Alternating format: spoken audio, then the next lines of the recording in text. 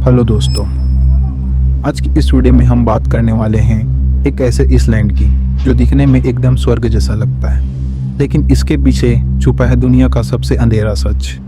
मैं बात कर रहा हूँ इप्स्टीन इसलैंड की, जिसका असली नाम लिटिल एस्टी जेम्स। दोस्तों, ये सिर्फ एक आइसलैंड की कहानी नहीं है, ये कहानी है पैसा, पावर और सिस्टम को कंट्रोल करने की। सबसे पहले समझते हैं कि इसलैंड था कहाँ। लिटिल एस्टी जेम्स इसलैंड सल्वियन सी में पड़ता है। ऑफिशियली ये यूनाइटेड स्टेट वर्जिन इसलैंड का एक हिस्सा है। इसका मतलब साफ था, ये पूरी तरह मेनलैंड से काफ़ी दूर था। यहाँ लॉ इन्फोर्समेंट का कंट्रोल बहुत कम था, जिससे देखा जाए तो इस लैंड प्राइवेट होने के कारण ओनर का कंट्रोल यहाँ सबसे ज़्यादा था। इस लैंड का साइज लगभग 75 एकड़ में था, जो एक नॉर्मल आदमी के लिए बहुत ही बड़ा एरिया होता है। इस लैंड के बिल्कुल पास ही एसटी थॉम्सन आइसलैंड है, जहाँ प्राइवेट बोट्स और हेलीकॉप्टर्स इजीली आ जा सकते थे। इसी वजह से इप्स्टीन ने इस जगह को चुना।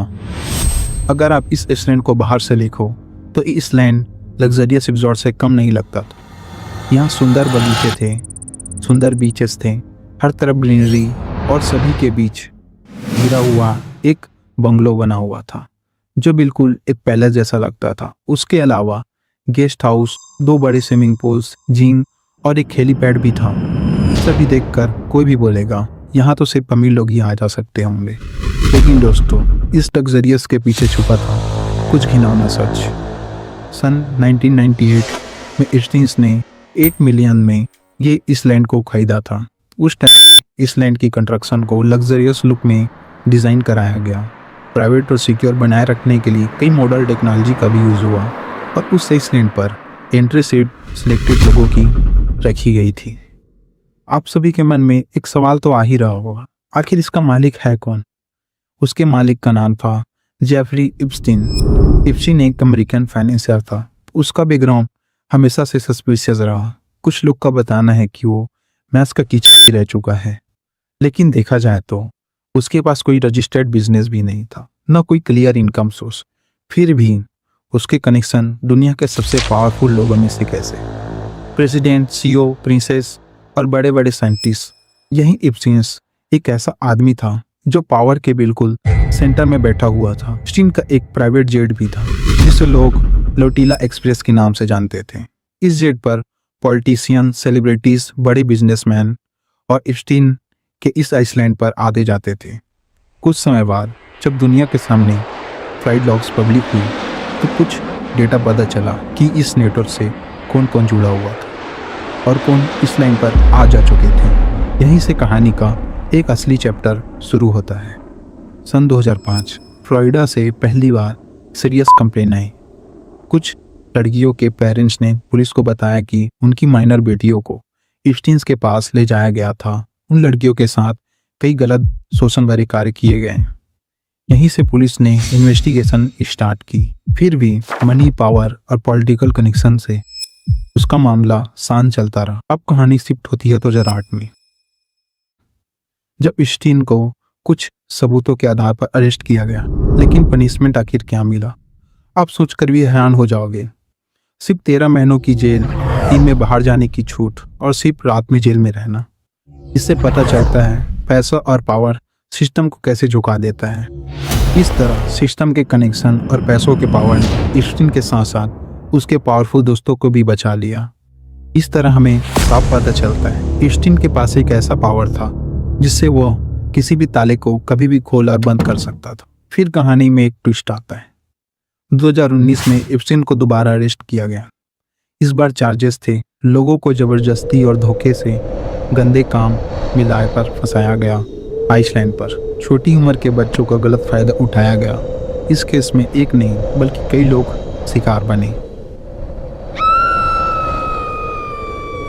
तब पूरा वर्ल्ड मीडिया इस केस को कवर कर रहा था। इस बार केस स्ट्रॉन्ग और मीडिया भी कई चीज़ों को कवर कर रही थी, जिससे इप्स्टीन को जेल भेजा गया। लेकिन उसी बीच अगस्त 2019 में इप्स्टीन जेल में डेथ हुई।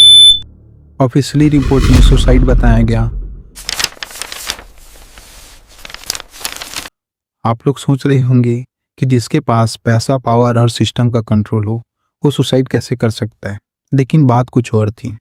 उस दिन की जेल की सीसीटीवी कैमरास काम नहीं कर रहे। गार्ड्स भी नॉर्मल डेज की तरह ड्यूटी पर नहीं थे। स्टीन की इंजरी नॉर्मल सुसाइड जैसी नहीं लग रही थी। शायद इसीलिए आज भी लोग कहते हैं स्टीन डिड किल हिमसेल्फ। अब कहानी में कुछ नए किरदार ऐड होते हैं। ब्रिटिश रॉयल फैमिली का मेंबर प्रिंस एंड्रयू पर डायरेक्ट एलिगेशन लगा। उसका केस 2022 में सेटल हुआ। प्रिंस एंड्रयू को रॉयल कर्तव्यों से हटा दिया गया।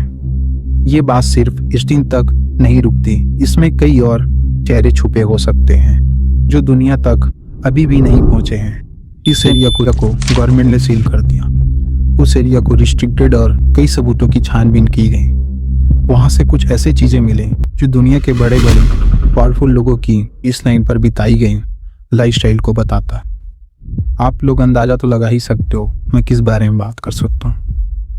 आज भी आइसलैंड सील है, पब्लिक के लिए बंद है और कुछ पूरे हिस्से ऐसे भी छुपाए हैं जो दुनिया तक कभी भी नहीं पहुंचे हैं। और सच का पूरा हिस्सा आज भी छुपा हुआ है। आप लोगों को तो पता ही होगा, कुछ समय पहले इंटरनेट पर स्टीन फाइल की कई फोटो वायरल चल रही थी। दुनिया के सामने बताया जाता है स्टीन फाइल से जुड़ी हुई सिर्फ कुछ ही फोटोज वायरल हुई हैं। अभी तो पूरा सच आना भी बाकी है, जिससे हमें पता चलेगा कि और कई कैसे पावरफुल लोग इस स्टीन फाइल में इन्वॉल्व थे। दोस्तों, जब पैसा और पावर एक साथ होता है तो सच को दबाना आसान हो जाता है, लेकिन सच भी एक ऐसी चीज है जो कहीं न कहीं से अपना रास्ता बना लेती है और एक समय बाद वो दुनिया के सामने आ ही जाती है। अगर आप चाहते हैं और भी डिकोर्स वीडियो देखें तो वीडियो को लाइक करें और चैनल को सब्सक्राइब करें। मैं हूं करण और आप देख रहे हैं